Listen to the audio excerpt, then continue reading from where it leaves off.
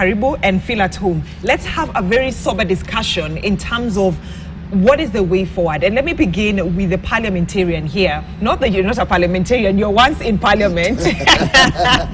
But now you've changed your seat, you're no longer in parliament. Let me begin with Honorable Mbui.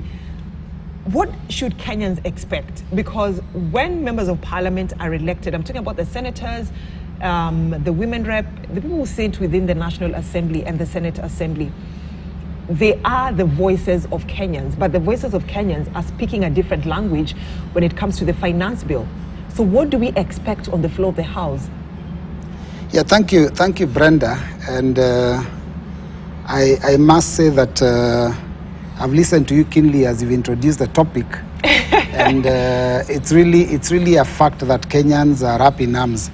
And in fact, I'll be very surprised if I see any member of parliament, stand up and support these draconian, and very highly punitive tax laws. I think I've been in that house from 2013. I served in the 11th parliament with Isaac Maora. We used to sit near each other. And then now you're sitting near each other again. Then he got promoted and went to Senate. I remained in the National Assembly, and I'm now serving a third term. And I can tell you, in all those years, we have never seen such a blatant attempt at turning Kenyans into paupers. Because I think really this is what this would do. But Honorable Mbui, I mean, that was tried back in 2018. And I remember members of parliament, if I'm not wrong, I stand to be corrected, you were in parliament then. Yes. Really tried to twist the then president, President Uhuru Kenyatta, who increased our salary if you want us to pass this. And then the finance bill was passed, but at 8% instead of 16%. So that 16% was supposed to be implemented after 2 years. So 8%, then after 2 years, we do another 8% to bring it to 16% of what now the Kenya Kwanza government is, is working on implementing. Brenda, if you can remember what happened when there was an introduction to the VAT on fuel. I mean, it caused an uproar in the House. There was almost fist fights in the House. It was one of those controversial votes that has been taken in the House.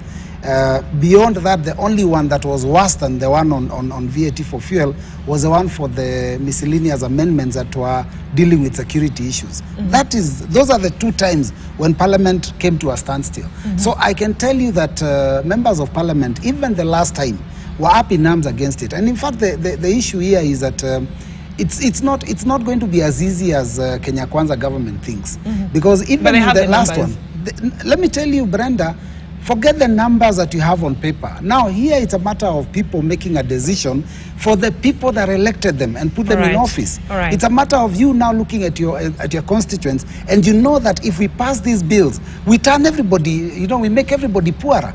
And considering the high cost of living that we are facing and the poor economic, downturn that we are having, it's a wrong time for anyone to introduce drastic measures on taxing people. Because this thing will affect everyone, from the poor border person that Kenya Kwanza purported to be able to help, even the mkokoteni pusher, the fella in the construction site, the mamamboga, everybody will be affected. And I want us, Brenda, today to talk about exactly how it will affect every one of them. All right. Before we get into that, let me bring in Isaac Maora, the CAS. I mean, the question is, why can't the government look at how it can expand the tax bracket? Because currently the country is pegged on